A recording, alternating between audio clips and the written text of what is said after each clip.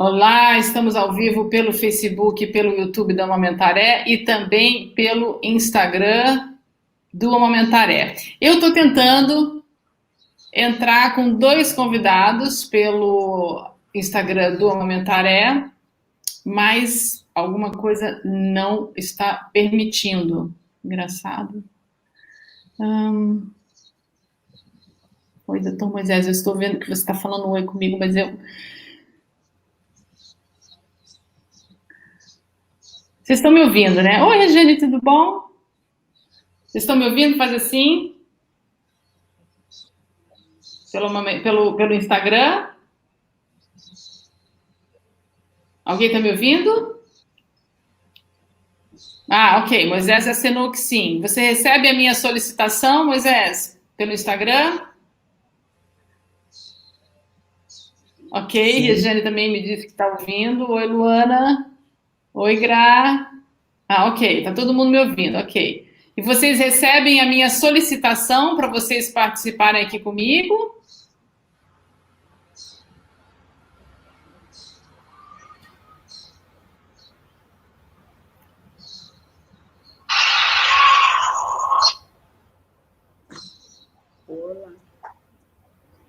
Ih, não consegui. Então, olha só, eu tenho uma proposta para fazer. Nós Por irmos para o alguma Facebook razão, e para o cai YouTube. quando você coloca a gente. E a gente faz a nossa live que já está lá acontecendo, dividindo a tela em três. O que vocês acham? Por alguma razão cai quando você coloca a gente. E se vocês me pedirem, me peçam vocês para entrar. Faz o contrário. Vocês me pedem, eu aceito aqui. Para a gente fazer essa tentativa. Gente, quem está no Facebook e no YouTube, eu estou tentando conectar com a doutora Ana Heloísa e com o doutor Moisés Chinsinski aqui pelo Instagram também, ok? Peraí, calma. É porque eu...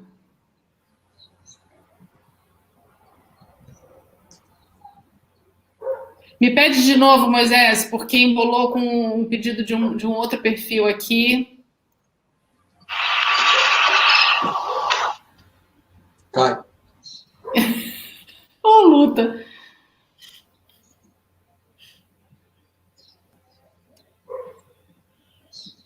Eu tô quase fechando no StreamYard e entrando de novo para não ficar uma confusão. Tá, pede de novo. Opa, peguei aqui. Cadê seu pedido?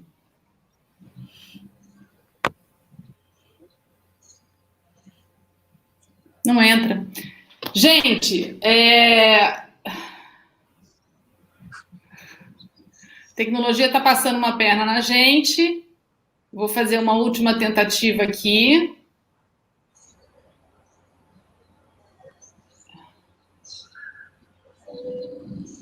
Oi, gente. Eu não estou conseguindo entrar com os meus dois convidados aqui pelo Instagram da Amamentaré. Eu peço encarecidamente que a gente migre para o Facebook do Amamentaré ou para o YouTube, tá? Nós já estamos aqui ao vivo pelas duas plataformas. Eu vou fechar aqui pelo Instagram, gente. Desculpa, mas a tecnologia não ajudou, tá bom? A gente vai fazer o nosso debate lá sobre por que, para a gente tentar responder essa pergunta, por que as mulheres amamentam? Vamos lá para o Facebook e o YouTube. Até já! Tirando o fone, botando o áudio.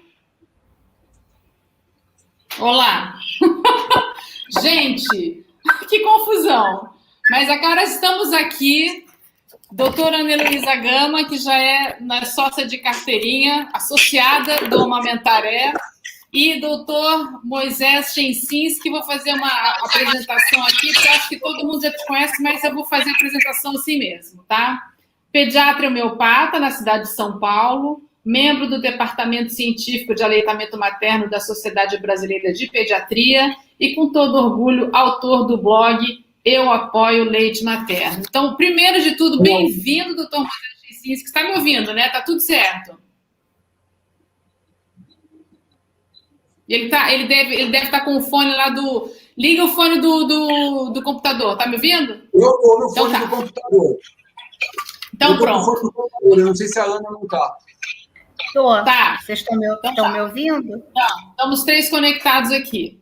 Eu vou fazer uma abertura rapidamente para explicar para os nossos seguidores por que a gente resolveu fazer essa live. Eu vi alguns posts do Dr. Moisés Chensinski, que tem trazido algumas reflexões importantíssimas para toda essa causa da amamentação, e ele traz de uma forma muito simples e direta, fazendo perguntas. Pergunta número 1, por que as mulheres amamentam?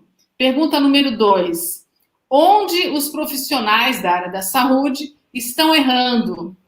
E pergunta número 3, o que mais pode ser feito, se é que há algo que possa ser feito, que não ponha mais desafios e mais pressão na vida dessas mulheres? Eu primeiro queria agradecer você abrir esse debate, porque eu acho que são questões que, na verdade, são extremamente importantes para a causa do aleitamento materno, mas especialmente para as mulheres. E a minha percepção, né, como pessoa que entrou nesse universo aí da amamentação há 8 anos com Amamentaré, cada vez mais fui mudando meu foco. Hoje em dia o meu foco é muito mais do sofrimento humano, ou seja, o sofrimento da mulher né, na entrada da maternidade, e acredito cada vez mais que ao diminuir esse sofrimento, as chances dessa mulher amamentar aumentam muito, né? Eu levei as suas perguntas para seguidoras do Instagram do Amamentaré e recebi algumas respostas, e eu vou ler essas respostas aqui. Uma delas disse que ela amamenta pela saúde do bebê, porque é o melhor para ele. A outra disse: eu amamento os meus bebês, essa é mãe de gêmeos, tá? Pelo vínculo único estabelecido. É uma satisfação tão grande que todo sacrifício fica pequeno. Esse sentimento me nutre ainda mais do que o meu leite nutre os meus bebês. A outra diz, porque hoje aprendi que é mais que alimentar, é um vínculo emocional, físico e uma conexão só nossa.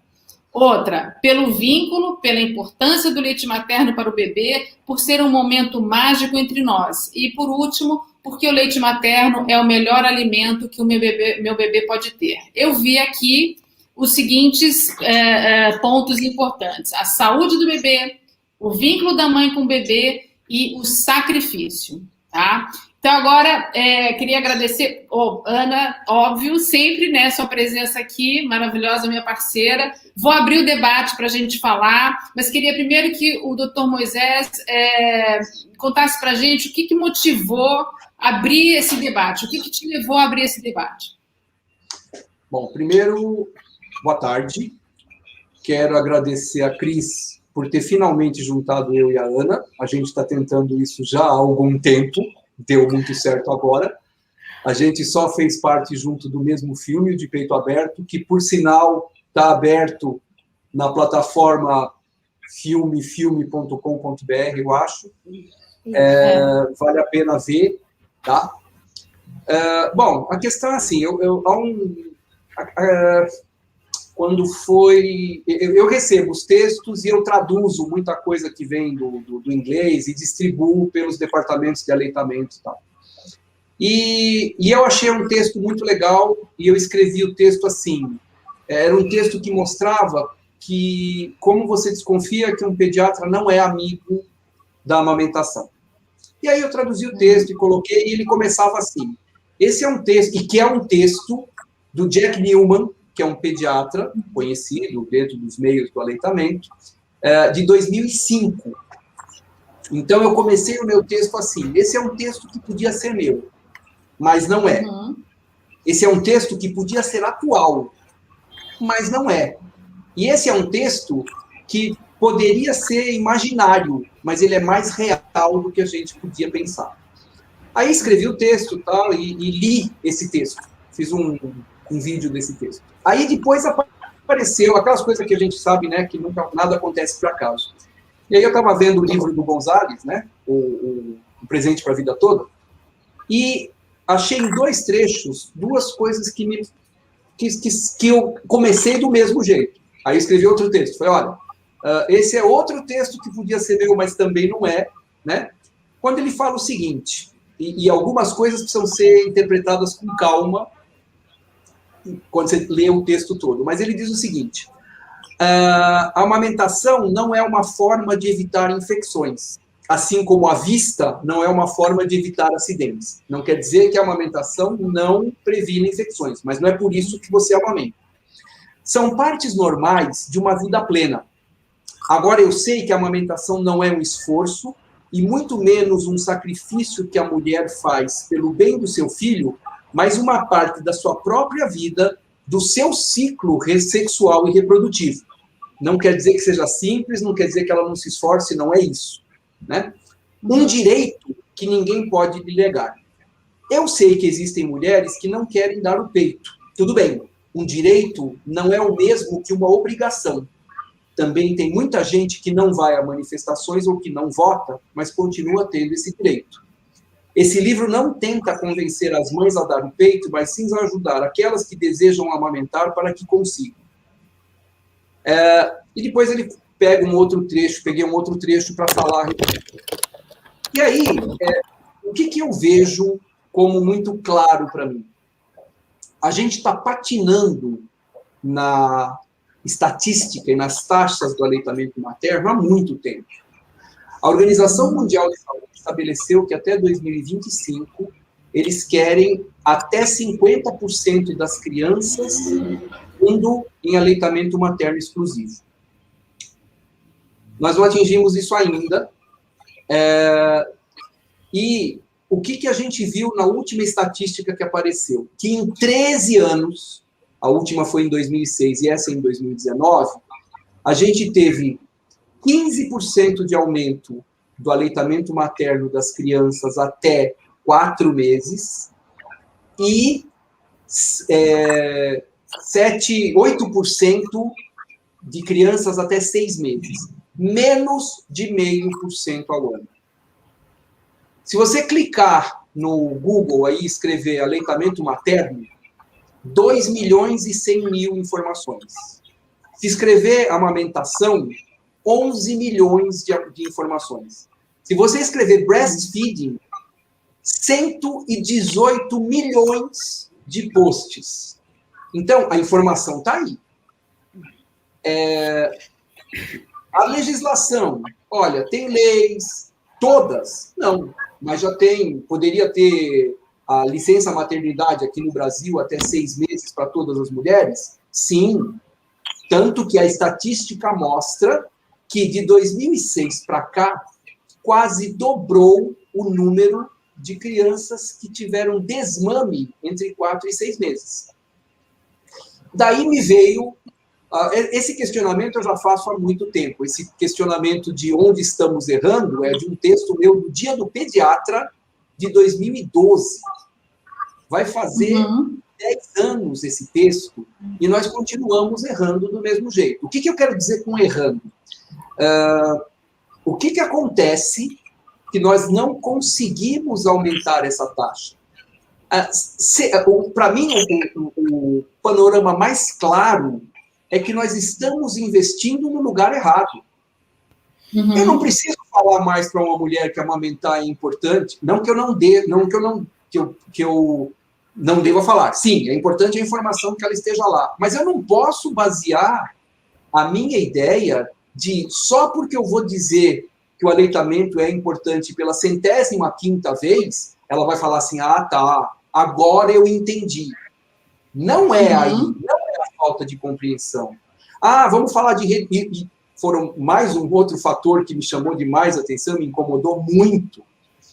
O tema da Semana Mundial deste ano é proteger a amamentação, uma responsabilidade de todos. A sensação que eu tive foi uma das coisas que eu escrevi num texto. É assim, você está no térreo, apertou o elevador para o botão para ele descer, aí vem alguém, entra, olha para sua cara, olha para o botão e aperta de novo. Como se o elevador fosse olhar e falar assim, ah, tá, agora tem alguém mais ansioso lá e apertou 2 vezes, então agora eu vou correr para baixo. Nós estamos repetindo mais do mesmo. Bom, qual é o caminho? Não sei. Soubesse, já tinha feito faz tempo. Mas a pergunta é, se eu souber por que é que uma mulher amamenta, eu sei onde eu posso investir. E a pergunta outra é assim, tudo que eu vejo que a gente faz pressiona a mulher. Então, eu ouvi, na última Semana Mundial de Aleitamento Materno, ouvi isso pela primeira vez. Uma mãe que amamentou a criança até os 9 meses, exclusivo até o 6º, que amamentou até os 9, falar assim, estou me sentindo mal, porque eu não consegui amamentar até 2 anos ou mais. Então, pera, alguma coisa nós estamos fazendo errado. A gente afasta quem não amamenta. Agora a gente afasta quem amamenta.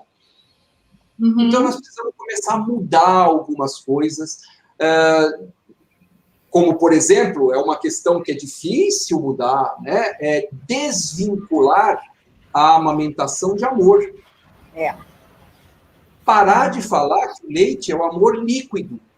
Porque isso quer dizer que a mulher que não amamenta não ama seu filho? Não. Eu acho que tem uma coisa, eu vou falar rapidinho, depois eu vou passar para a Ana, mas assim, é óbvio para mim que a questão está na narrativa, tá?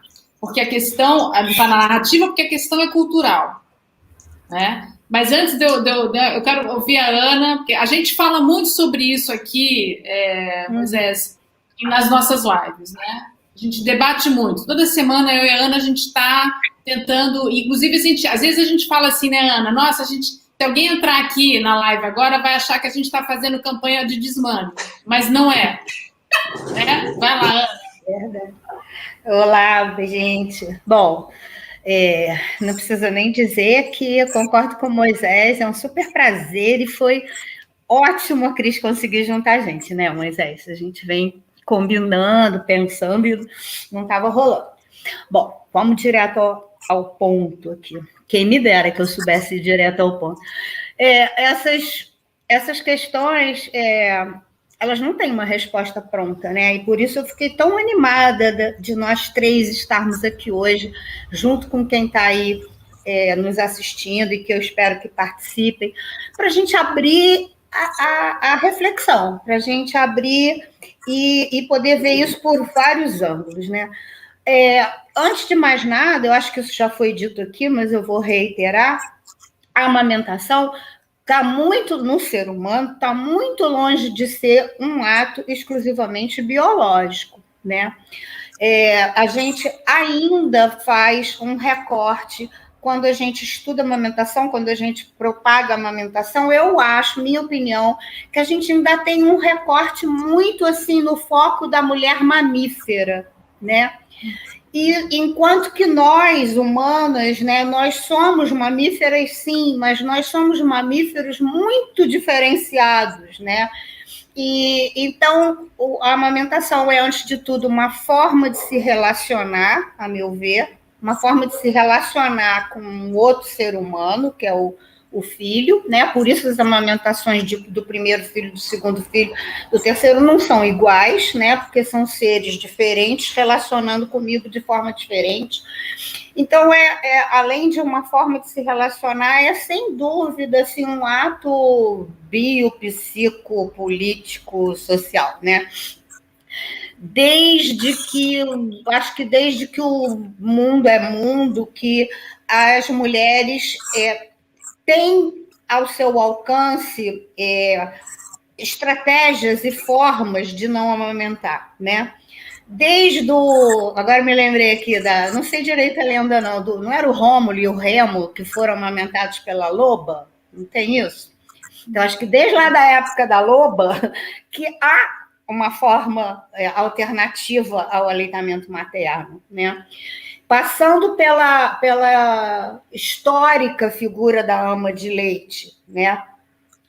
Muito diferente do Brasil com a Europa, né? No Brasil, as escravas, que inclusive tinham, por ignorância da fisiologia, né, tinham que se separar dos seus filhotinhos para amamentar assim, o filho da fianzinha, né, o filho da dona lá do pedaço. E na Europa, que era uma atividade paga, né? A gente vê anúncios de jornal antigo, procura-se ama de leite com bons dentes, boa saúde, boa índole, não sei o quê. Então, essa alternativa sempre existiu, né? Então, já começa daí, Moisés, a minha pergunta de por que uma mulher amamenta, porque a alternativa sempre existiu, né? E aí a gente pega, assim, fazendo uma retrospectiva histórica, a gente pega o contexto das mulheres na guerra, durante a guerra, né, em que elas precisaram entrar como força de trabalho, e junto a isso entra a indústria láctea, a indústria das fórmulas, porque quando a gente estuda um pouquinho de marketing, a gente vê que se o produto for ótimo, for muito bom, mas não houver uma demanda por ele, ele não vai ser vendido, né? Então, a fórmula só entrou da forma que ela entrou porque existia o desejo da mulher, né? Essa mulher precisava ir para a fábrica, né? Essa mulher não tinha licença, né? Não é só o desejo da mulher, é o desejo do mercado. Do mercado, sem dúvida. Dessa mulher, vamos melhorar. Desejo dessa mulher inserida nesse contexto do mercado, da economia, da manutenção da família dela.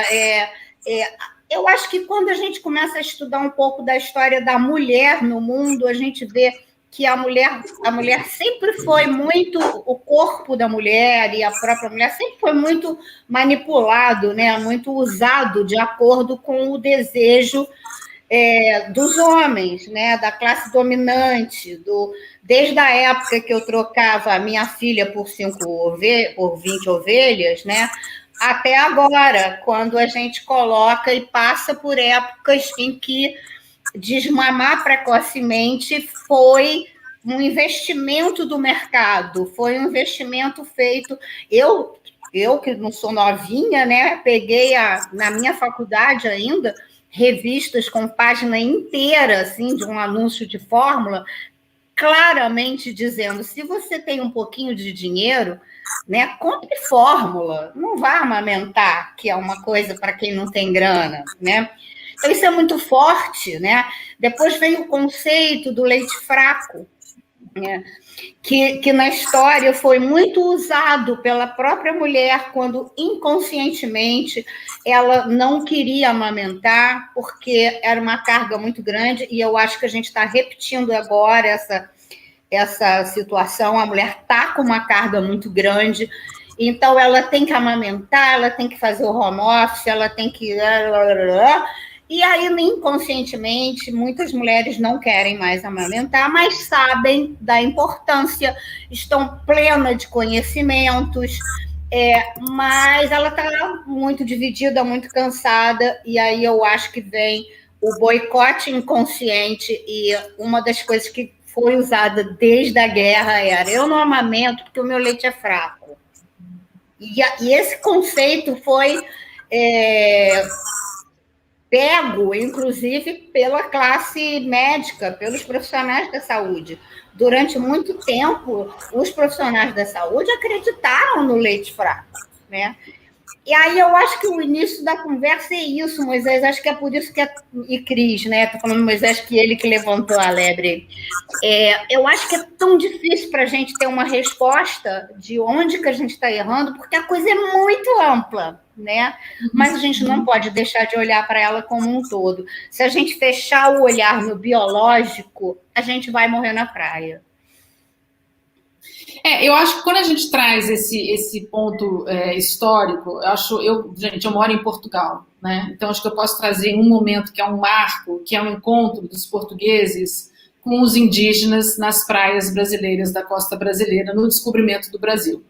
Então você imagina, descem das naus aquelas pessoas com roupas até aqui para encontrar indígenas nus, e com as mulheres, com seus bebês no sling, penduradas, né, mamando livremente naquele peito que saltitava para lá e para cá.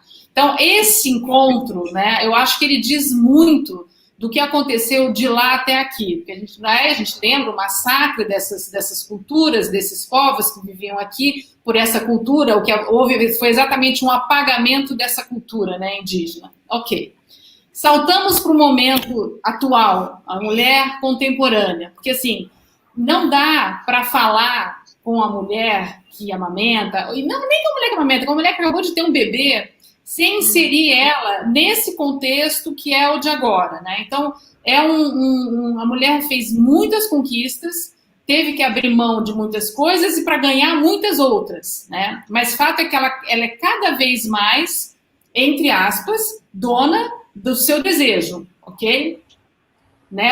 Quando a gente fala em libido, em energia, em tesão de viver, né? Essa coisa que nos move, a nossa libido está em tudo que é lugar. Ok.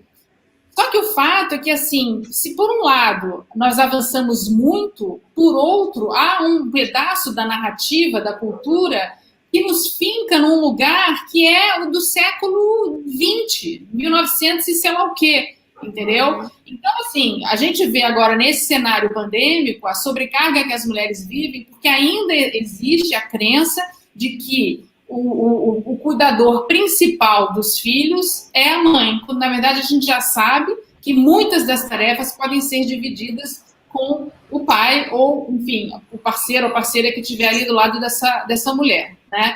Então a gente tem uma questão que é do corpo, né, de como nós nos relacionamos com o nosso corpo, e no caso do Brasil, acho que o Brasil se diz muito moderninho, mas na verdade não é. A gente tem uma relação muito moralista com o corpo, a mulher tem uma relação muito moralista com o próprio corpo, né?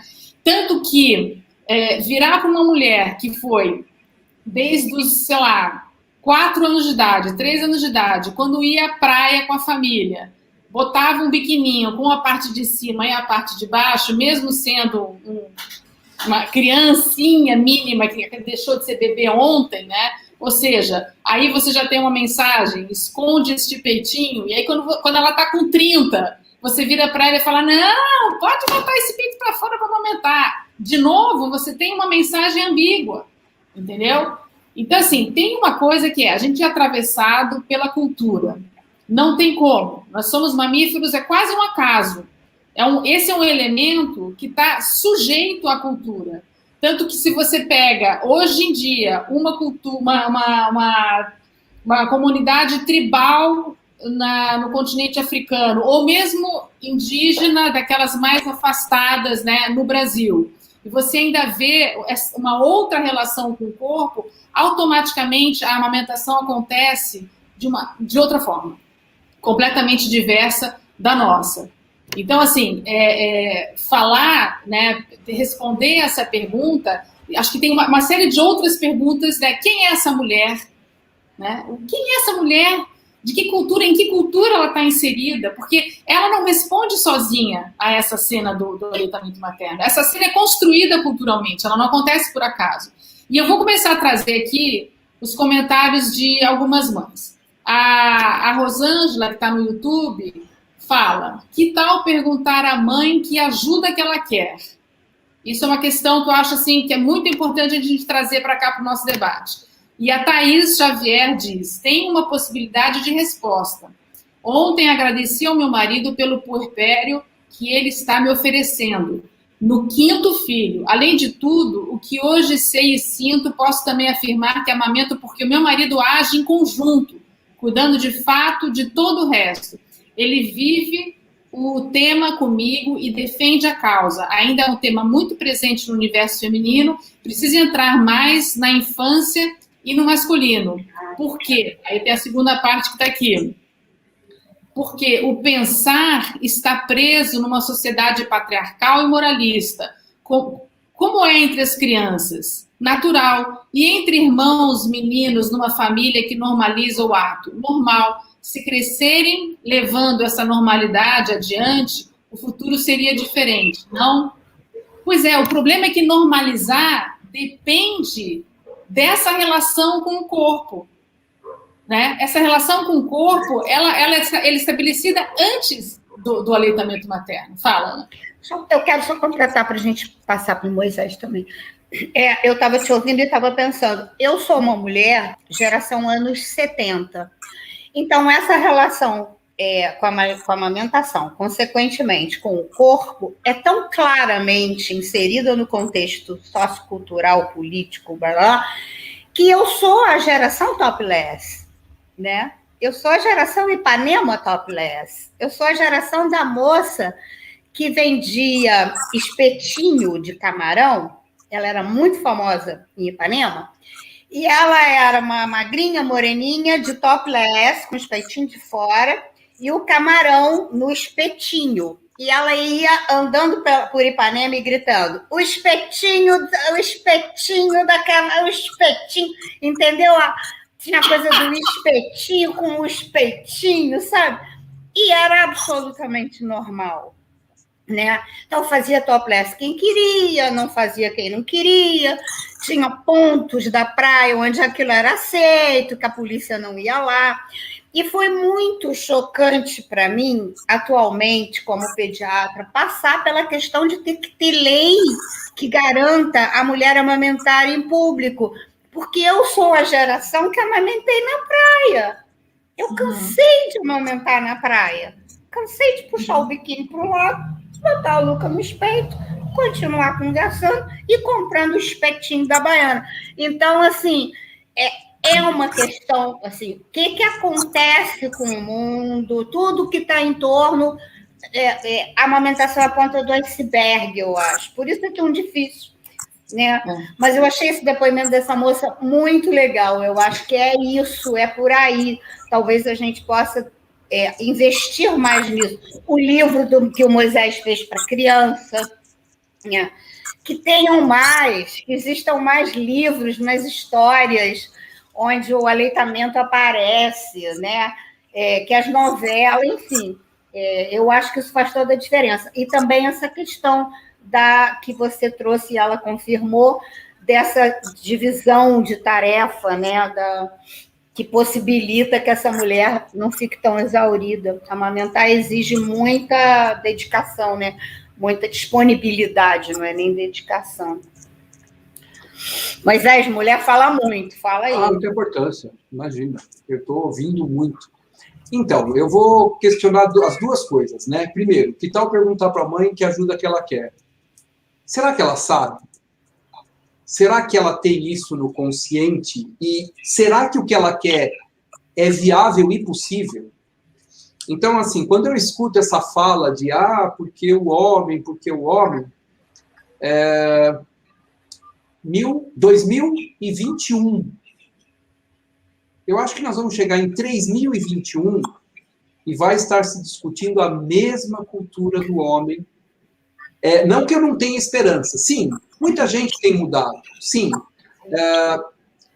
Saiu um post recentemente de uma pediatra no Instagram que gerou uma situação extremamente desagradável. E ela é uma pediatra mineira, bonita, e a imagem aparecia, se você procurar aí, você encontra ela.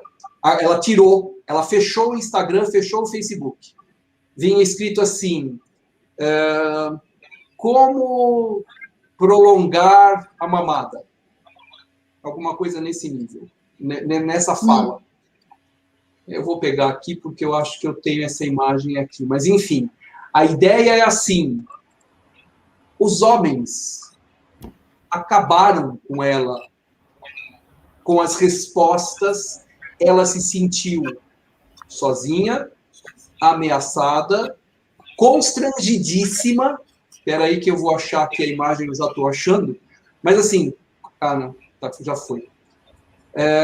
Constrangidíssima. Tá aqui. Quanto tempo demora uma mamada? Era o post. Ela é bonita, tá lá de branco, numa posição que é numa postura profissional, tranquila, nada demais, um sorriso, enfim, é a orientação. Essa mulher essa médica, pediatra, acabou se sentindo tão constrangida pelos comentários que ela tirou do ar o Instagram, tirou do ar o Face e saiu do ar. Então, mudar a cultura do homem, do pai, a Thaís, em especial, eu conheço a Thaís, né? Nós conhecemos a Thaís até. A Thaís é uma pessoa super especial, tem uma família extremamente bem estruturada, não é fácil ser assim, não é fácil estar assim. A gente passa... Hoje eu usei uma frase numa foto da Patrícia, a Patti Beck, que é uma outra pessoa linda, que mora em Futaleufú, no Chile. Está mostrando ela num lugar onde ela mora, dentro da água, de um bosque e tal, e ela escreve assim: vocês acham que eu estou aqui feliz e relaxando, né?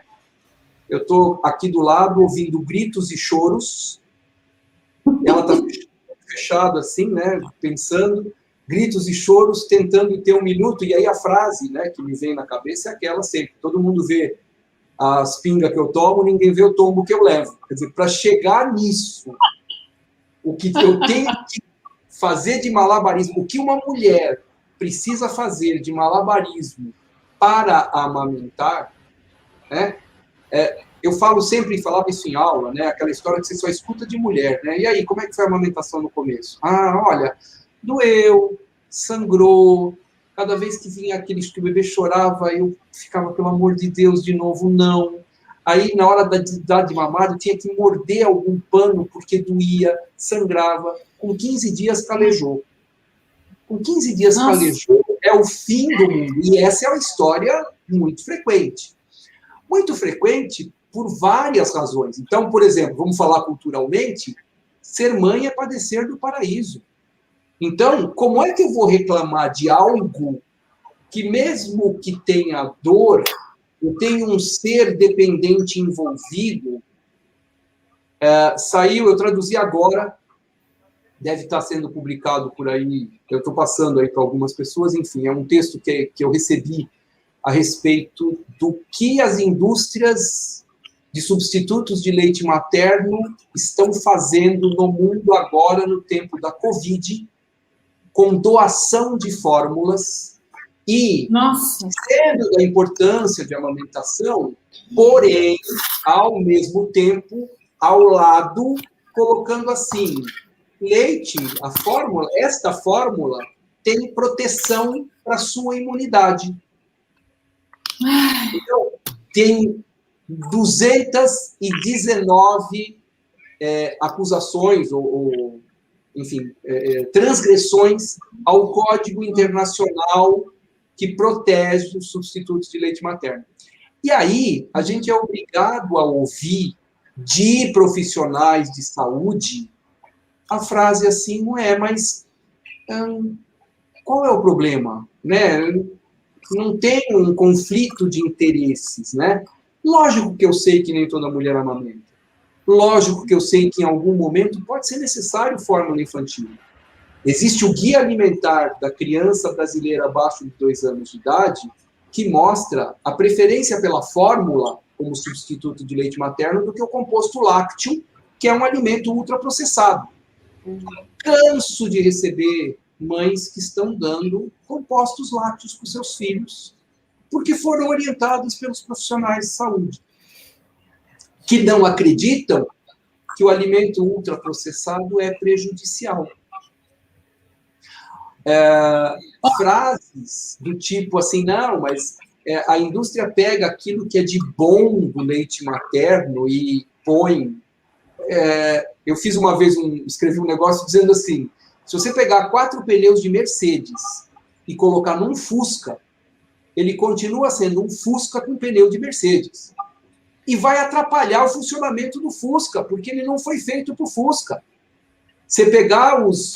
E olha, vou te contar uma. Se você fizer uma estatística e perguntar assim, para o seu público, pergunta aí, se alguém sabe o que é HMO, eu duvido que alguém tenha essa noção muita gente tem essa noção tão clara. Mas, quando você tem uma lata que é dourada, pulando no supermercado, e lá está escrito assim, HMO, de estrutura idêntica ao do leite materno, Isso é mensagem subliminar. É isso que pega na mãe, que está... assim, você tem...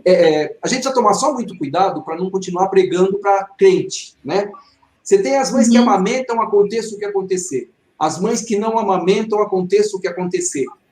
Nosso problema é ganhar os votos dos indecisos, né?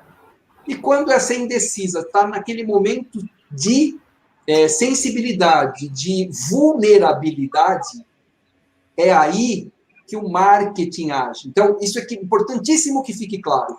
A gente não é contra a fórmula infantil, não é contra a indústria, não é contra as pessoas que trabalham. O problema é o marketing. E o marketing faz a cultura.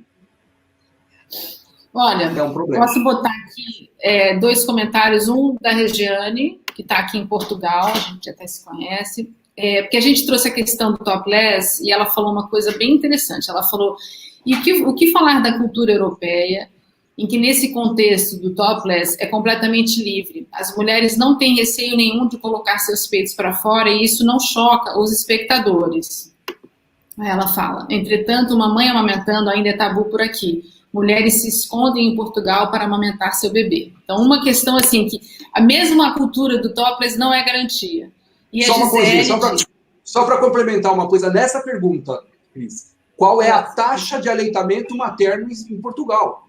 E na Europa, de forma geral?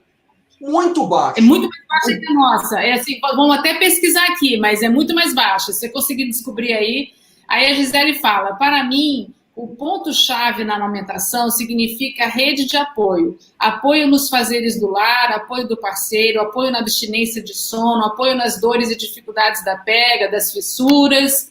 Amamentar inicialmente é muito difícil, as mães não se preparam para isso. A maioria dos obstetras não perdem tempo e nem orientam essa questão. Não perdem tempo, entre aspas, e nem orientam essa questão.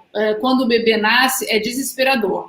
Aí eu posso botar uma coisa aqui que eu acho que é importante a gente falar, que é o seguinte. A gente, nós seres humanos, a gente não é que nem os animais. A gente não está aqui para perpetuar a espécie. A gente não reproduz corpo, né? O que a gente reproduz é muito mais do que corpo, né? A gente reproduz a humanidade. Reproduz o humano. E o humano é símbolo, é representação, é cultura, né? A gente, enfim... Então, aí começa a dificuldade. Quando um bebê nasce, a mãe, na cena do parto, ela já entra em contato com uma coisa que é absolutamente desestruturante, que é você entrar em contato com o início da vida, a origem da vida. Então, você já sai dessa cena precisando repensar tudo, porque seja cesárea, seja parto normal, o que for, você não sai daquilo... rolou ali um lance, bora, vamos seguir, né? Você já sai, tipo, completamente deslocado do teu eixo. Ok. Aí você recebe aquele bebê que não é o bebê sonhado.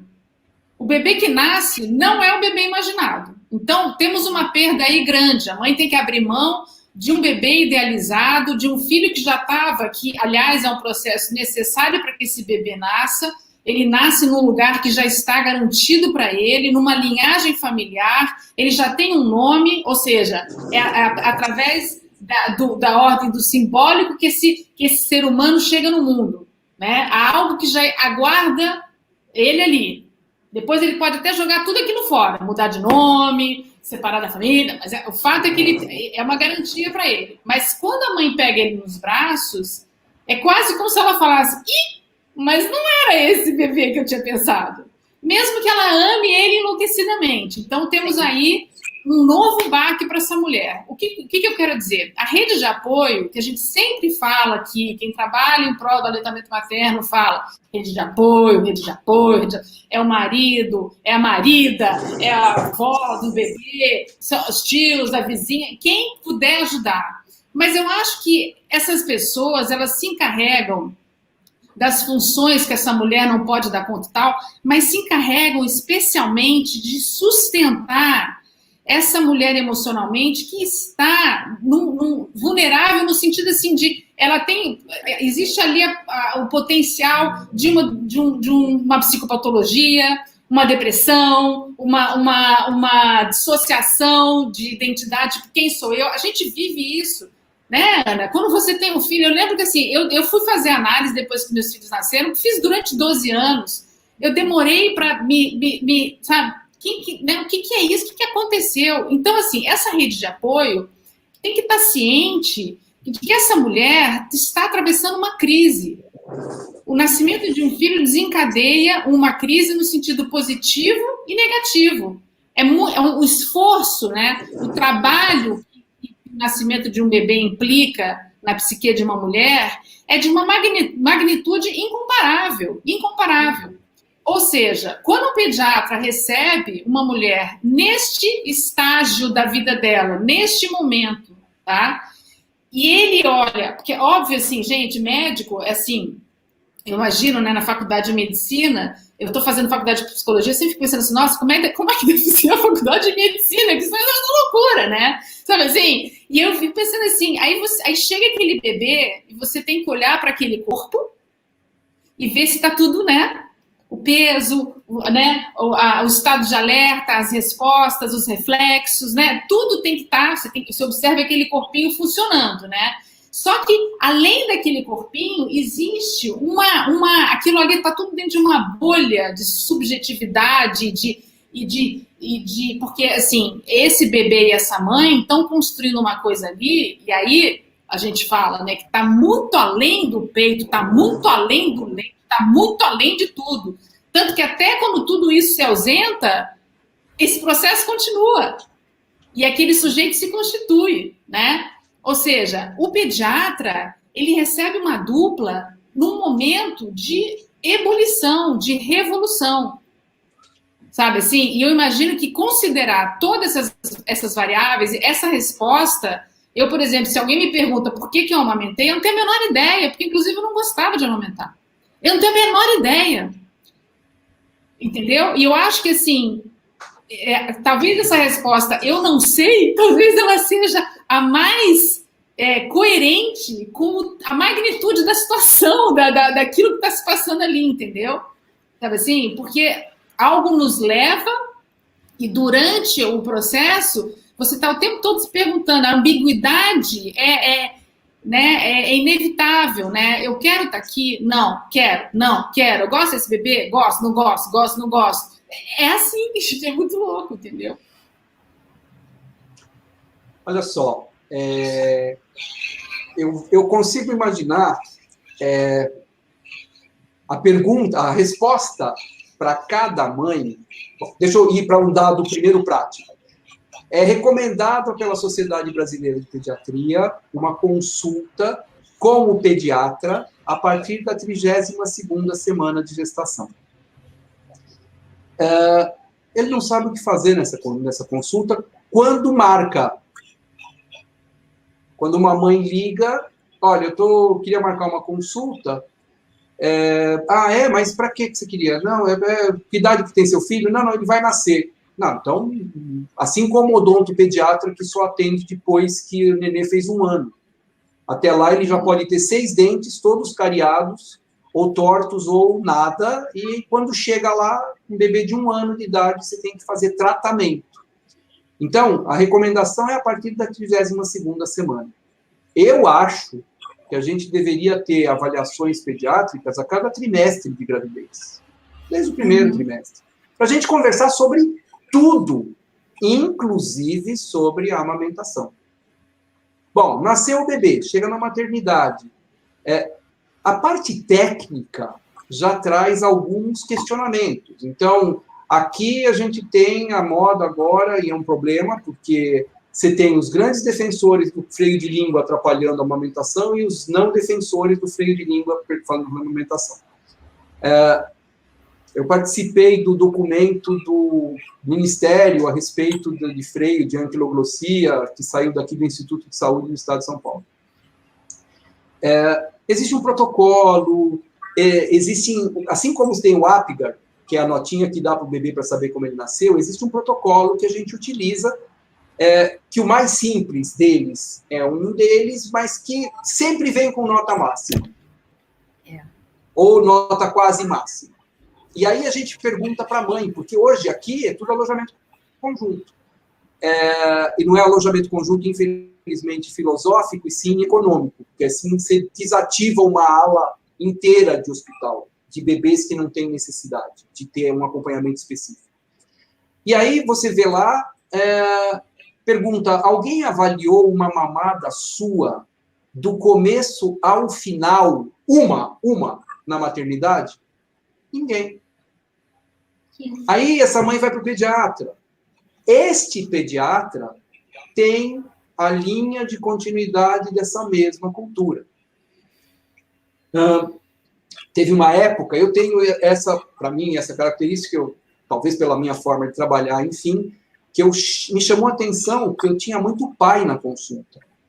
E eu fiz uma estatística, que até o primeiro ano de idade, na minha consulta, 75% delas eram acompanhadas do pai. Eu achei isso um absurdo, porque é um número muito grande, né? Lógico, já teve épocas de menos, teve épocas disso, teve consulta que o pai trouxe a criança sozinho, né? Ah, legal, bacana, né? Nossa, parabéns para esse pai. Parabéns, não vou falar. Parabéns coisa nenhuma. Ele está fazendo aquilo que ele tinha que fazer, filho dele, né? E ele não é obrigado a saber de tudo. Mas o interesse e a abertura para escutar, para participar, para fazer mudanças, é complicado. E a gente tem uma grande dificuldade para fazer a diferença de identificar, tanto que quando eu fui criar o movimento que eu tenho lá, que chama Eu Apoio o Leite Materno, não é eu estimulo, eu promovo, eu exijo, eu indico, é eu apoio. Quem quer amamentar, amamenta. Quem não quer amamentar, olha, acho que a Ana já passou por essa fase, talvez não, mas assim, eu lembro que no começo era assim, vamos falar de amamentação? Vamos. Ah, você quer falar de amamentação? Vamos. Data show. Eu abria 45 minutos de aula, olha só, você faz isso, faz aquilo, a mãe terminava aquilo e falava, doutor, estou maravilhada com isso. O senhor me arruma esse vídeo aí, essas coisas que eu quero passar para as minhas amigas, mas eu não vou amamentar. Aí eu falo assim, peraí, eu acho que você não entendeu alguma coisa. Mais 45 minutos de fala, não entendendo que ela não queria amamentar e ela tem todo o direito do mundo de ter uma decisão informada, isso não implica necessariamente que eu não tenha orientado. É uma opção dela. Ela vai definir se ela quer ou se ela não quer amamentar, se ela pode, se ela não pode. Com a rede de apoio fica mais fácil? Sem dúvida, com a rede de apoio fica mais fácil. Nós ainda vamos ter que passar por muita transformação para entender como a gente pode mudar essa dinâmica familiar, essa dinâmica de relacionamento, que faça com que se compreenda que se eu estou junto com alguém, eu estou compartilhando tudo. Simples. E eu, como profissional de saúde, o que eu preciso fazer? A primeira coisa, e olha, é maluco isso, né? Eu vou fazendo a consulta, tal, quando tem um momento que eu julgo, sempre tem esse momento, mas às vezes em situações diferentes, a Ana passa por isso com toda certeza. Eu pergunto assim, na primeira consulta do recém-nascido, eu vejo a mamada, ninguém sai de uma primeira consulta, não interessa qual seja, 1 mês, 2 meses, 3 meses, tem que mamar na minha frente, eu preciso ver. Mas aí, quando eu paro numa hora e falo assim, bom, conta pra mim, como é que você tá? Pra mãe. Primeiro, ela se assusta. E segundo, ela chora. Eu também chorava! Porque a primeira coisa que as pessoas perguntam é aquela, olha assim, você quer saber de mim? Você é pediatra, você quer saber de mim? Eu já passei por outros pediatras que não perguntaram. É a primeira vez que alguém pergunta como é que eu estou e se interessa para saber o que eu estou sentindo. Então, primeira coisa, se a gente não perguntar para a mãe, grande dificuldade a gente vai ter em programar alguma coisa, tanto para o individual quanto para o coletivo da mãe. É lógico que eu preciso ter alguma coisa que eu pense em todas as mães. Mas é evidente que vai ter momentos em que eu vou ter que ter uma atuação individual naquela família. São coisas diferentes. Quando eu falo em todas as mães, estou falando de campanha. Sim. Alguma vez alguém fez uma pesquisa para saber das mães do Brasil, das mães do mundo, o que elas precisam para aquele momento de amamentação? Por isso a pergunta, por que uma mãe amamenta? Uhum. Porque se eu não sei por que ela está amamentando, como é que eu posso ajudar em alguma coisa de forma prática? A doutora Keiko dá uma aula de aconselhamento, né? Então, às vezes, a ajuda prática, ela fala isso, ela mostra, a gente faz dinâmicas, enfim. A ajuda prática que ela dá, às vezes, é a mãe chegar na consulta, você pegar a bolsa dela, acomodar ela na cadeira, porque ela vem com a bolsa, com mais uma sacola, com o bebê no colo, morrendo de sede, trazer um copo d'água, naquele momento, mudou completamente teu relacionamento com aquela mãe. Eu não quero saber se você está dando de mamar de 3 em 3 horas, se o peso está bom, se o cocô está fazendo. Lógico que vai chegar uma hora onde isso é importante. Mas eu preciso, antes de tudo, acolher e receber essa mãe. Ana, você quer falar alguma coisa? Fala. Não, porque eu ia falar o seguinte. A gente... outro dia eu fiz uma live no Instagram do Amamentaré e... Aliás, aqui também. Com a Bianca Balaciano, que ela escreveu um livro e ela criou um método de desmame gradual para dar apoio às mães, às famílias, né, que passam por muitos perrengues na altura do desmame. A altura do desmame pode ser que for, né, que a família decidir que é o desmame.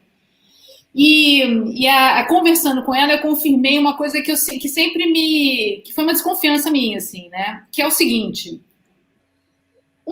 ironicamente, uma das coisas que garante, vamos fazer uma analogia assim, que a maternidade e o aleitamento materno, né, no dia do nascimento, é como se fosse um portal, uma porta que você atravessasse e entrasse num cômodo, tá?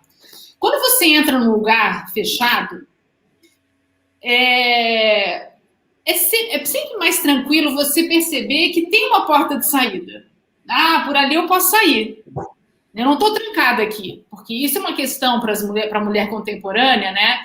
Que, assim, ela tinha uma vida super ativa socialmente, ela trabalha, ela sai, ela bebe, ela conversa, ela vai no cinema, não sei o que lá, o marido, viaja e tal, de repente ela entra nesse cômodo. E ela se pergunta, acabou? Minha vida acabou, é isso, né? Então...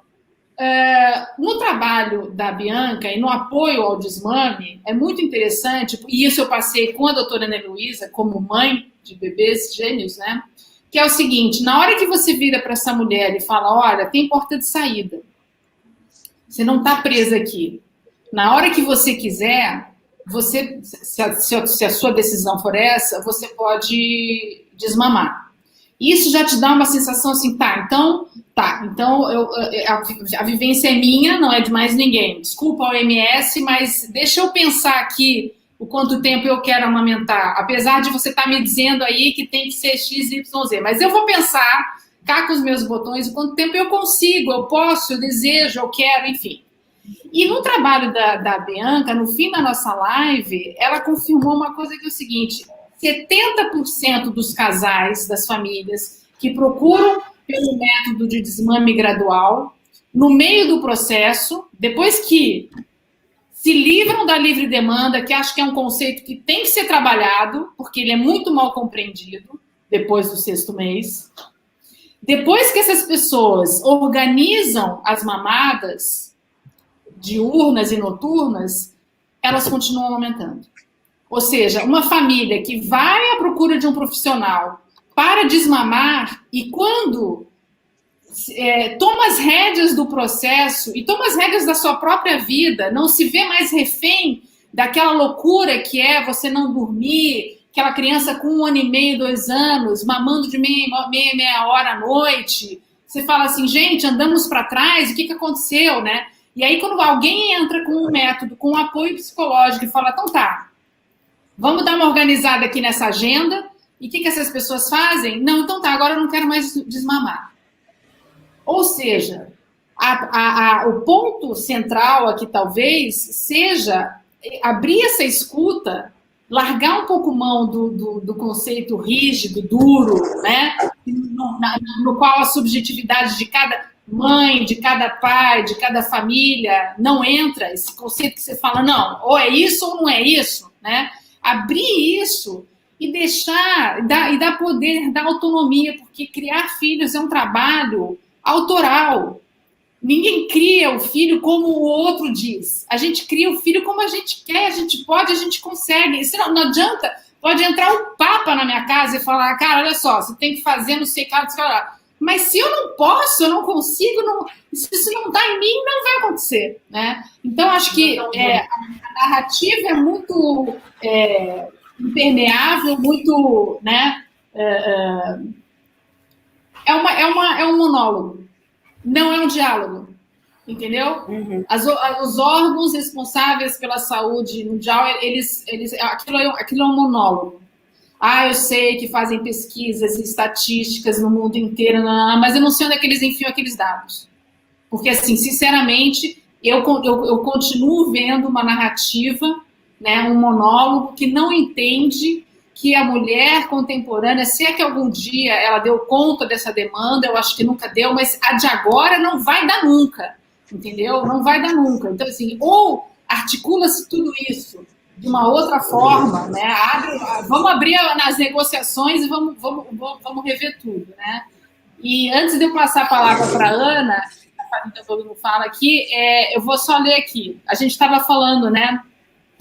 A Regiane trouxe os dados aqui, como Comitê Português para a Unicef, Comissão Nacional, Iniciativa Hospitais Amigos dos Bebês. Ela pesquisou. 90% das mães portuguesas iniciam o aleitamento materno, no entanto, esses mesmos estudos mostram que quase metade das mães desistem de dar de mamar durante o primeiro mês de vida do bebê, dados de 2008. Aí você, Moisés, botou aqui também. E exclusivo até os sexto mês, França e Inglaterra, 1%. Aí a Thaís entrou aqui também falando o seguinte... Também é preciso alinhar o pensamento dos pediatras. Eles são, muitas vezes, os grandes adversários do aleitamento materno. Aí botam, né, interesses pessoais, que é aquilo que a gente estava falando no início, né? Aí a Juliana, que está assinando Gabriel Bueno, fala o seguinte, na minha opinião, uma parte do problema é que, às vezes, o discurso do incentivo à amamentação parece mais uma acusação com as mães que não conseguem amamentar do que, de fato, incentivo. E a rede de apoio que mais sabota do que contribui para a amamentação. E aí a Regiane volta e diz, aqui em Portugal, o incentivo para aleitamento materno, exclusivo até o 6º mês, não existe. Os profissionais, tanto da saúde pública como privados, orientam começar a introdução alimentar aos 4 meses. Aqui, inclusive, não existe campanha em prol do aleitamento materno né, realizada pelo governo. Isso não existe aqui. Ana, você está quietinha? Quero ver você. Não, eu estou aqui, assim, minha cabeça tomou uma cabeção aqui, porque eu estou ouvindo vocês e pensando, tinha muita coisa que eu tenho vontade de pensar junto. Deixa eu tentar formatar isso de uma forma com alguma lógica e não muito prolixa, né? São tantas questões, né? Falar de aleitamento materno é um universo, assim, né? Porque falar de relação, enfim. Vamos ver, eu ia começar por um lado, vou começar pelo outro. Quando a gente falou aqui da livre demanda, é uma questão que eu venho conversando bastante com a Cris, toda hora a gente fala sobre isso. Eu tenho pensado muito o quanto eu acho que assim, a gente passou por uma fase em que o desmame, como eu até falei lá no início, né, historicamente, a mulher entrou no mercado de trabalho, ela foi levada ao desmame como o melhor, e aí a gente viu a porcaria que isso aconteceu, né? A falta como é importante o aleitamento, iniciaram-se as campanhas, a gente tentando resgatar esse aleitamento com as metas e tal. Aí a gente veio primeiro, o Moisés fez uma fala bem bacana aqui que eu guardei, mas a gente começou, eu acho, com muita ênfase na divulgação, na promulgação, na promoção do aleitamento materno. Eu sempre falo isso, promover aleitamento materno é uma coisa, apoiar o aleitamento materno é outra. Promover, as duas são importantes, mas assim, a gente começou com muita promoção do aleitamento e quase zero de apoio. Até porque nós, profissionais de saúde, a gente não sabia apoiar o aleitamento. Falo por mim. Tudo que eu aprendi de como apoiar uma mulher no sentido de saber ver uma pega, saber que a pega existe. Eu estudei numa ótima faculdade do Rio de Janeiro, fiz minha residência lá também, não tive uma única aula sobre isso, acho que ninguém nem sabia disso. Eu só descobri isso quando o Lucas arrancou meu mamilo aqui, e eu falei, isso não pode ser assim, tem algo errado. Eu tive um filho que meu parto foi complicado, um parto de médica, né? Eu já era pediatra há 8 anos quando eu tive o Lucas, e o meu parto foi super complicado. Eu iniciei um parto normal de cócoras, fiz epísio, cortei e terminei numa cesárea com sofrimento fetal, com um bebê 14 dias na UTI, e aí isso foi trágico, foi doloroso, mas hoje, 30 e tantos anos depois, eu vejo que foi um imenso aprendizado para mim como pediatra, né? Eu olho para as mulheres com filho na UTI com outro olhar, enfim. A gente só tem ideia de uma dor de dente depois que a gente tem uma, né? E aí, me perdi, fui lembrar dessa história. O que eu estava falando? Eu estava falando Você estava falando da questão de como que os profissionais, né, não estão preparados. E aí, eu já tinha uma formação, que isso foi década de 80, né? Eu já sabia da importância do aleitamento materno. Isso já tinha chegado a mim na minha residência.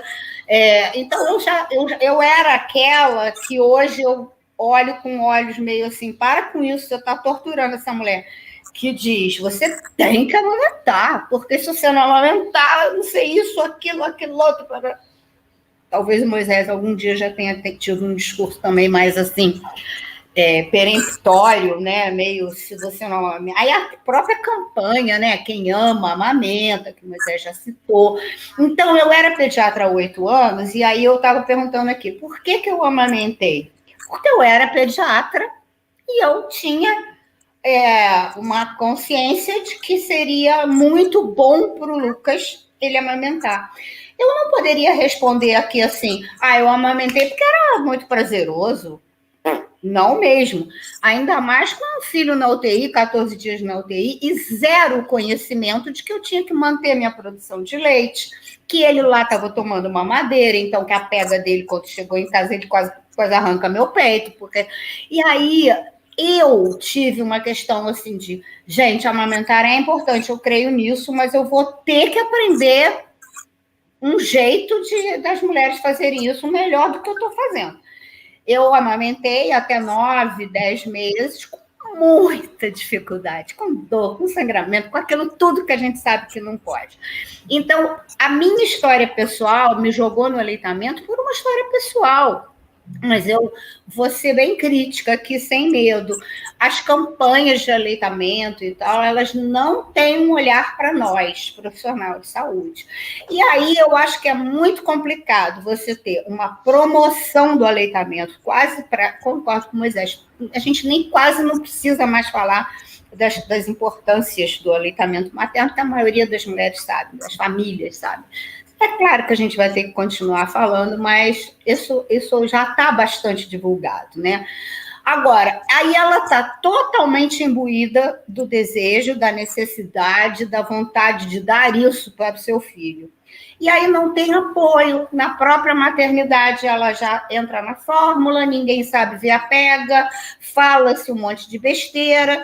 ela tem alta, vai à primeira consulta do pediatra, aí vem a questão socioeconômica, cultural, a gente tem uma consulta onde o pediatra tem uma opção de plano de saúde, ele precisa disso, as pessoas precisam do plano, e aí ele atende 15 pessoas em 1h30, e aí ele, a assistente, a atendente, pesa, mede, quando entra na sala, ele dá uma examinada, fala da vacina e dá tchau. E isso é uma realidade, eu não estou criticando colega nenhum. Eu acho que é o que... Agora, a gente não pode deixar de olhar isso. Então, a gente tem mulheres muito culpadas, porque ela sabe da importância, ela quis amamentar, mas ela não está conseguindo, está dando tudo errado, né? E aí esse pediatra, que tem um monte de clientes, que eu, de novo, entendo ele, recebe uma ligação de, doutor, o bebê está berrando, não estou conseguindo, meu peito está ardendo, né? Eu acho que esse médico tem duas saídas, né? Ou ele vai ter tempo e habilidade de escutar e ver se ele pode orientar, né? Ou ele vai prescrever uma fórmula, né? Dentro desse contexto eu preciso ver se eu tenho tempo e posso ajudar, eu, particularmente, incorporei na minha vida já há algum tempo os auxílios, né? Eu acho muito difícil fazer puericultura e pediatria hoje em dia sem profissionais que me apoiem, né? Então, são as consultoras de aleitamento que eu conheço, que eu confio, que eu vou oferecer a essa mulher. Em vez de oferecer logo a fórmula, eu posso dizer para ela, eu posso te indicar uma pessoa para ir aí na sua casa, e eu e ela juntas vamos melhorar isso aí. Porque também, quando a gente não faz nada, quando eu nem dou a fórmula, mas também não ajudo em nada, isso é de uma crueldade muito, né? É terrível amamentar com dor. Eu amamentei com dor. Então, isso é uma das questões. Eu acho que existe, sim, uma necessidade da gente trabalhar o profissional de saúde. Quando eu digo a gente, são as pessoas que estão envolvidas, que acreditam nisso. Bom, a outra questão que eu queria falar é da livre demanda, né? Porque isso ficou vago de início, foi muito importante a gente frisar na livre demanda, ela é importante. Mas é muito importante a gente começar no acompanhamento com a pediatria, na puericultura, né? A gente vai vendo que a demanda tem que mudar, né, Moisés? Um bebê de 15 dias e um de 5 meses não podem estar com a mesma demanda. Tem algo aí que tem algo errado, né? E a gente não fala nisso, né? E aí eu concordo com a Bianca, quando você está atento, acompanhando, e você vai modulando essa demanda, dando outras opções para a mãe atender esse bebê, ela amamenta mais tempo na minha prática, na minha vivência. E acho, para fechar aqui, que eu já falei muito, que a rede de apoio nunca foi tão necessária, porque a mulher talvez nunca tenha estado em tantos lugares, em tantas funções ao mesmo tempo. Então, eu acho que quando a gente pega uma camponesa do século XVIII amamentando, eu não posso compará-la com a mulher agora, não só trabalhando em home office, mas com desejos. Ela quer trabalhar, ela gosta do emprego. A Cris falou muito da libido, né? Libido é pulsão de vida, né? Libido, a gente às vezes associa muito libido só com a coisa do sexo em si, né? Do ato sexual, da tesão, né? O tesão, que é a libido, ele é de vida, né? E aí a mulher de hoje tem essa libido dividida. Talvez a camponesa do século XVIII se sentisse plena com a maternidade e o filho e a amamentação. Eu sou uma boa paridora. Que bom, estou feliz. Isso não vale para a gente. Então, o que eu sinto na minha clínica, na minha prática, uma das coisas que mais atrapalha o aleitamento é a dificuldade que essa mulher tem de se colocar tão disponível quanto o aleitamento pede. A livre demanda inicial é muito intensa. E eu acho que nunca foi tão necessário ter uma rede de apoio. O pediatra tem que apoiar, tem a consultora de aleitamento, a avó, a mãe, a tia, alguém faz a comida, enfim. Eu acho que por isso que é tão difícil, né? É muita coisa. Eu acho que você falou uma coisa super importante, porque a gente já falou de um mercado, né? que atravessa essa relação, que é o mercado dos substitutos do leite, né? Mas tem esse outro, que é o mercado da medicina, né? Ou seja, os planos de saúde transformaram o atendimento médico e a relação do médico com o paciente no mercado, né? Onde não há tempo para nada. E aí, assim, vocês dois, as pessoas que estão aqui acompanhando essa live, já devem ter percebido que vocês são a exceção. Como alguns outros pediatras que eu conheço, que estão nas mídias sociais, mas vocês são a exceção, né? A maior parte dos pediatras está inserido dentro dessa engrenagem, que é a engrenagem do plano de saúde, do atendimento rapidinho, né? Que aí tudo fica rapidinho, a consulta fica rapidinha, o parto fica rapidinho, não tem tempo para nada, sabe? Eu me lembro quando a Luísa, quando meus filhos, sei lá, pequeniníssimos, ficaram doentinhos pela primeira vez, tiveram febre de madrugada, e no dia seguinte de manhã cedinho eu liguei tudo sem graça, e ela falou, mas gente, desde as 3 horas da manhã isso está acontecendo, ainda brincou, a Ana Luísa é ótimo, né? Assim, essas crianças não têm pediatra? Era para você ter me ligado antes. Agora, você imagina eu achando que é, né, normal uma pessoa ligar para outra às 2, 3 horas da manhã e falar, meus filhos estão com febre. E ali eu aprendi que eu tinha uma pediatra disponível. E isso não é a regra. Isso é exceção, né? E aí, assim, eu acho que a maior parte das mulheres e das famílias que estão nesse esforço de tentar amamentar dentro de um cenário cultural que já não ajuda em nada, né? Ainda se encontram com este outro empecilho. E outra coisa que a Ana falou, que eu acho que é super importante, que é revisitar esses conceitos, ampliar, né, o significado da livre demanda, da pega correta, que é outro conceito que também já está...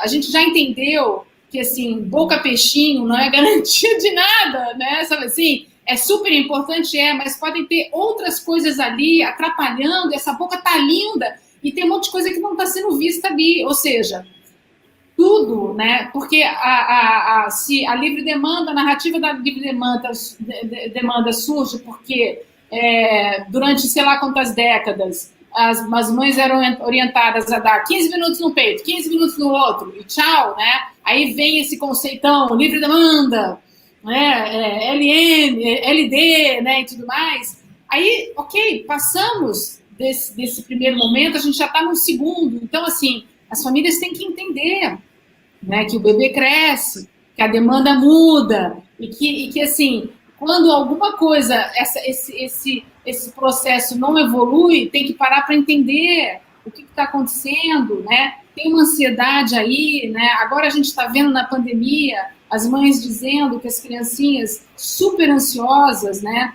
estão mamando cada vez mais. Não é para você, então pronto, não dê. Não é isso. Né? É claro que dá. Mas tem que entender o que está acontecendo ali. Uma criança de 2 anos, ela não pode mamar de meia hora. Porque se ela mama, é porque ela está precisando de uma ajuda. Que ajuda é essa? Está para além do peito, né? Então, assim, é uma escuta, é uma observação, de repente um profissional... Essa mãe, como é que essa mãe tá, né? A criança é muito espelho da mãe, né? Essa relação é muito ela se retroalimenta, né? Uma mãe ansiosa, deprimida, que efeito isso tem numa criança de 1 ano e meio, 2 anos? Ou seja, o conceito em si, sozinho, largado, num slide, desculpa, ele não dá conta da complexidade da experiência humana, né? Acho que a gente já está aqui há 1h20, né? E assim, o ponto que a gente está chegando é que a narrativa ela tem que, a palavra nunca dá conta, né? Do que se quer dizer, né? A gente tem que ficar o tempo todo tapando essa lacuna que fica, né? E talvez, né, essa lacuna só é preenchida no contato humano mesmo, né? Nessa relação desse profissional que olha, que observa, que pergunta, né? Que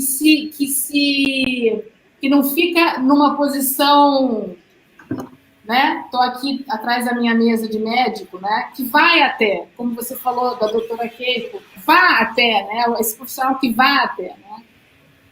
A Maiana, você está conosco lá. Então, agora posso falar uma coisinha só, rapidinho. Vou falar Rapidamente, 5 coisas. Rapidamente. Primeiro, só de algumas informações. 10.000 horas de aula na faculdade de medicina, você tem 16 horas de aula sobre nutrição. O pediatra, o aluno de faculdade de medicina, e eu não estou falando pediatra, porque fica naquela história de que só o pediatra é responsável pela amamentação. Quantas e quantas vezes a gente não escuta assim, eu tenho que fazer um tratamento de pele e preciso parar de amamentar. Eu preciso tomar um remédio para a questão de depressão que eu tenho, eu preciso parar de amamentar. Tudo precisa parar de amamentar. Tudo. Então, se todos os profissionais médicos e os outros profissionais de saúde tivessem alguma orientação de aleitamento materno como uma especialidade dentro dos seus cursos de formação, já seria um passo a mais. A segunda coisa é que nós temos que pensar em termos de país. Eu preciso fazer alguma coisa que seja adequada para a mulher do SUS, para a mulher do convênio, para a mulher particular, para a mulher, qualquer mulher. Se eu me direciono numa campanha para um grupo específico, eu não vou conseguir atingir os outros. Ou tenho maior dificuldade. Tem mais uma coisa que vai além do nível social, porque uma mãe, ela pode ter de 15 a 40 anos. Sim, sim. Não, eu chego lá, mas é assim, essa questão do que eu estou falando do SUS e do não SUS tempo de consulta, acesso, né? Terceira questão importante, né? A amamentação é um ato multifatorial. Então, ele requer uma equipe multiprofissional. É uma coisa lógica. Eu nunca vou dar conta de tudo dentro de uma amamentação. Então, o que a Ana colocou da consultora, eu vou ampliar isso. Eu vou ampliar isso para fono, odonto, osteopata, que tem entrado atualmente, enfermeira, psicólogo. A rede de banco de leite do Brasil é de porta aberta, eles recebem essas mães para poder fazer o acolhimento e a orientação e as recomendações. Outra coisa importante que é circunstancial, mas já está cansando de tão circunstancial, é a pandemia. A pandemia afastou a rede de apoio de uma forma física importante. Quem hoje faz home office sabe as dificuldades que é fazer home office com filhos em casa, porque aí você precisa dar conta da educação do filho, da atenção do filho, da dinâmica da casa. Isso sozinha ou acompanhada do teu companheiro ou companheira que colabore, já é complicado.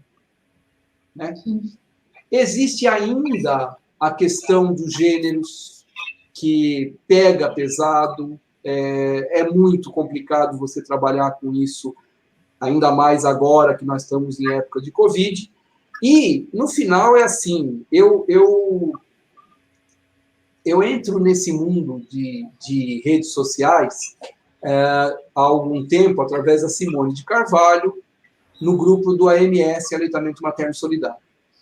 E, para começar, eu fiquei quietinho por um tempo, tentando entender aquele universo que eu não conhecia, porque só ali uma mãe fala com a outra de verdade e eu estava lá de espectador. E a primeira vez que eu interagi foi quando eu estava vendo uma conversa, e a conversa era assim, eu fui no meu PED hoje, nós somos o PED lá, tá? Eu fui no meu PED hoje, e aí, como é que foi? Ele é legal, eu gosto dele, ele é do meu plano de saúde e tal, mas hoje ele disse que eu não preciso dar vitamina D para o meu filho. A outra mãe, imagina, o documento científico da Sociedade Brasileira de Pediatria diz que a mãe diz que você precisa dar vitamina D desde os 7 dias de vida, 400 unidades internacionais no primeiro ano, 600 no segundo. Eu falei, menina, eu sei disso. mas sabe o que é? Eu gosto dele, é difícil, tal, né? Puxa, o que eu faço na próxima consulta? Aí outra falou, mente. Falei, para. Foi a primeira vez que eu falei, para um pouquinho, pera. Como assim mente? Aí é bravo. Aí ela fala assim, ué, mente porque senão a gente é julgada, a gente enfim, né? Aí eu falei, não, você precisa procurar um pediatra que te escute, com quem você possa conversar, com quem você possa discutir essas situações. Aí, depois de 40 linhas de que, ha, risada, gargalhada, alguém fala assim, esse pediatra não existe. Eu falei, olha, existe. Pode ser até que você não se dê bem comigo, mas com tanta certeza, um monte de mulheres e um monte de mães podem achar esses pediatras. Aí me pediram a lista dos pediatras. E eu indiquei alguns, falei naquela hora, tal, e elas falaram, não, eu falei de brincadeira a lista, não preciso da lista. Mas é assim, a ideia de que nós também não somos tão bem vistos neste meio, nem pelos outros profissionais da área, porque conheço vários profissionais, psicólogos, odonto, fono, que são reticentes demais com os pediatras.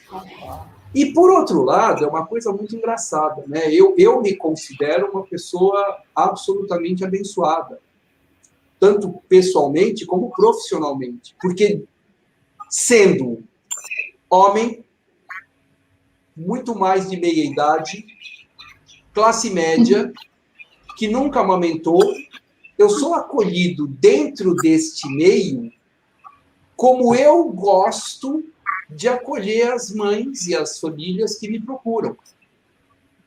É a sensação de...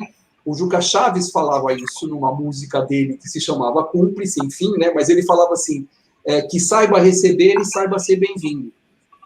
Essa sensação de aceitação me traz um conforto de que alguma coisa eu estou fazendo no caminho que está bom.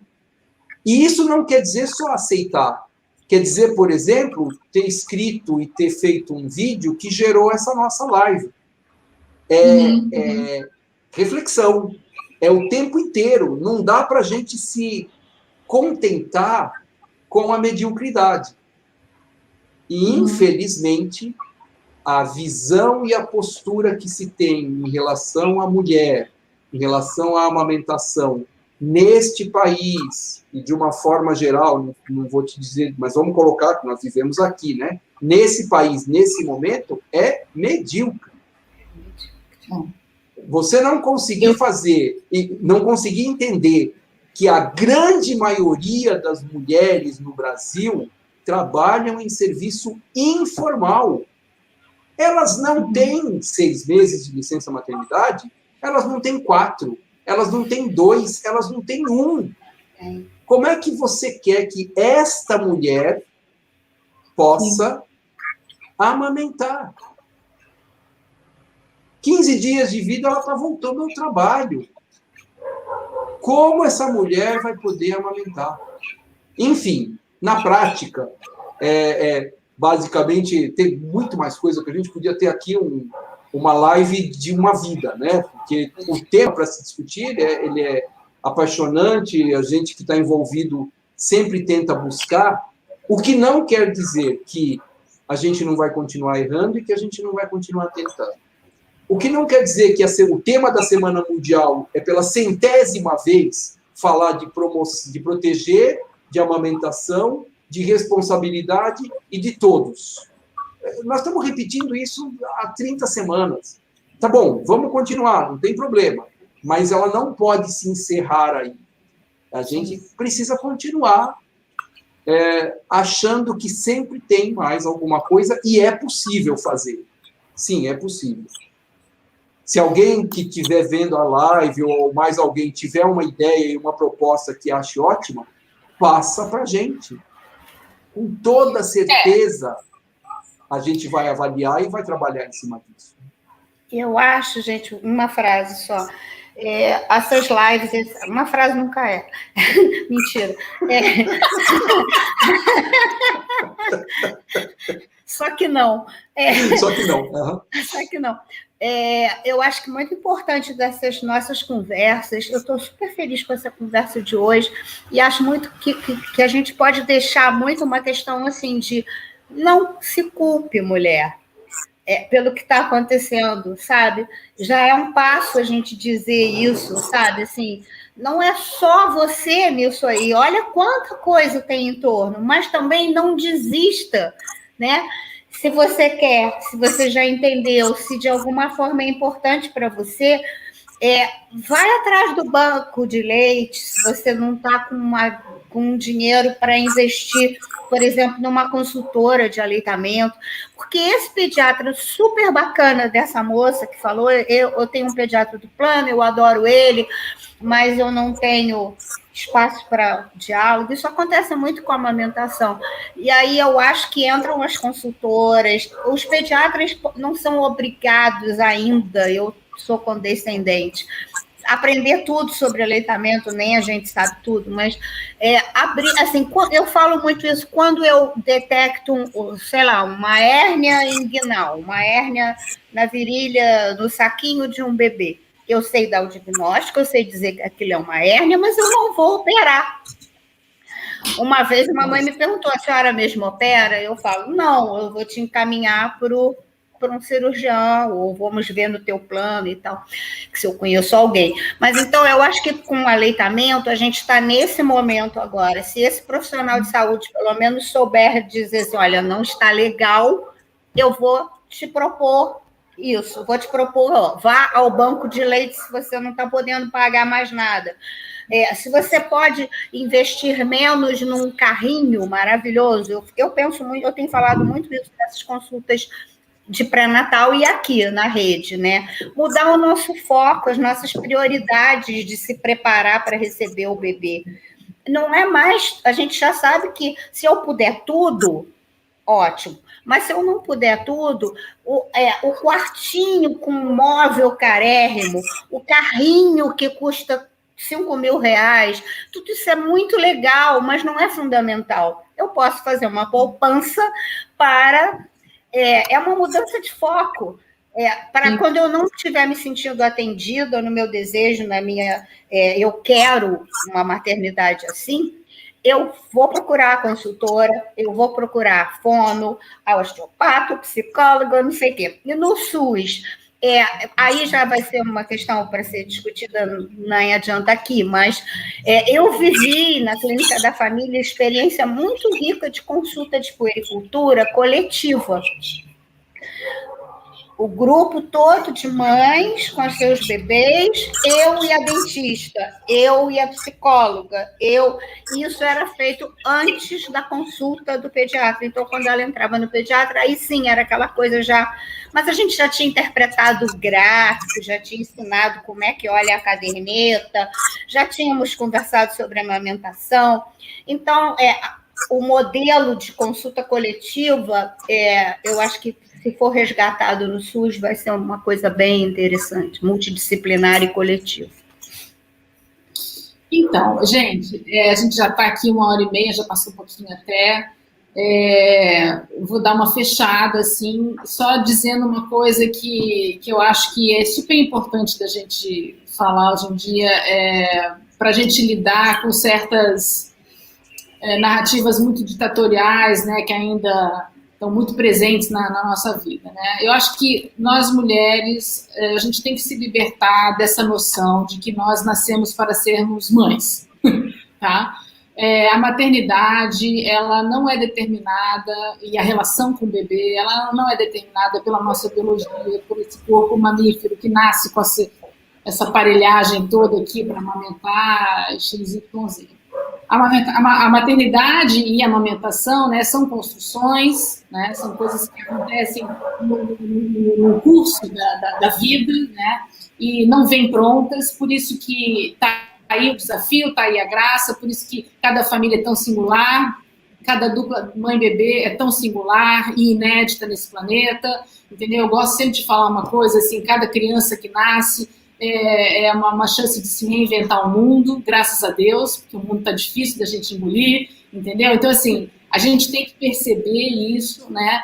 E a gente vive hoje em dia num contexto cultural que nos leva a acreditar o contrário, que não conseguir amamentar, não gostar de amamentar, não se sentir extremamente feliz na chegada do bebê, nas primeiras semanas, nos primeiros meses, se questionar sobre a escolha que fez de ter um filho, de amamentar, mas tudo isso ganha hoje em dia um status de crime, entendeu? Quando, na verdade, isso é o natural.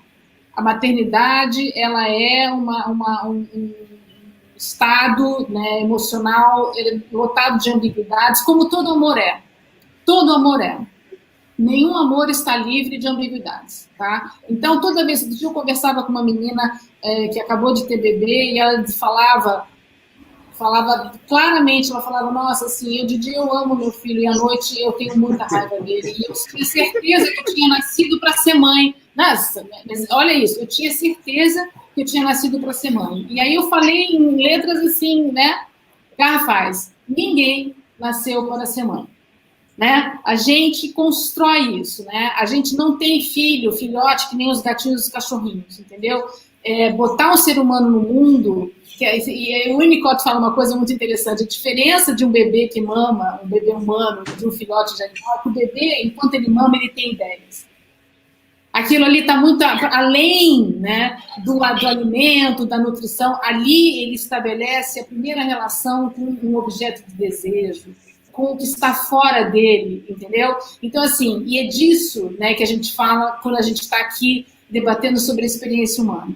Então, não aceitem, né, julgamentos, vocês mães que estão aí, não aceitem julgamentos morais quando vocês se abrirem e falarem sobre as ambiguidades, né, dos seus sentimentos e tudo mais. É assim, todas nós experimentamos em alguma medida, em algum momento do processo, essa sensação, tá? Então, assim, por que a gente amamenta? Cada uma vai ter uma resposta e essa resposta pode mudar a cada dia. Nunca vai ser uma resposta só. A sua resposta não vai ser igual a da sua irmã e da sua vizinha. É assim. E aí que está a loucura que é a experiência humana nesse planeta aqui. Gente, Dr. Moisés Chincinski, super obrigada pela sua passagem por aqui. Que pena que a gente não conseguiu, né, entrar ao vivo, né, no Instagram, os 13 vídeos na tela. Eu estava super excitada com essa ideia, mas enfim. Isso só faz a gente ter que fazer uma próxima. Não é? Vamos ter que tentar de novo, né? Eu acho vamos que ligar. a gente tem que ter assessoria, vamos brincar e vamos tentar acertar isso. Eu Bora. acho que a gente deve. Exatamente. Bora, Exatamente. Gostei. Vai Essa chamar live Por que as mulheres amamentam? Vai chamar Por que as mulheres amamentam? A revanche. Isso, Ou o retorno. O retorno. Eu queria agradecer todas as pessoas que passaram por aqui. A Thaís está aqui falando que está agradecendo, disse que foi ótima. A Maiana também adorou a conversa. A Gisele também. Meninas, super obrigada. A Regiane, que fez até pesquisa para a gente. Olha, super obrigada pela participação Muito de vocês. bom. Essa live vai continuar guardada no YouTube, vai continuar guardada no Facebook e vai estar também no Telegram, do Instagram do Amamentaré. Doutora Ana Heloísa, não precisa nem dizer, né? Amiguinha! BFF, Best Friends Forever, tá? Um beijo enorme, super obrigada. Saudades do meu Brasil. Beijo. Muito bom estar com Moisés. Muito bom, te admiro muito. Muito bom. É recíproco e verdadeiro. Tá? Beijo. Juntos nós somos mais fortes. É isso aí. Tchau, gente. Vou fechar. Beijinho. Tchau.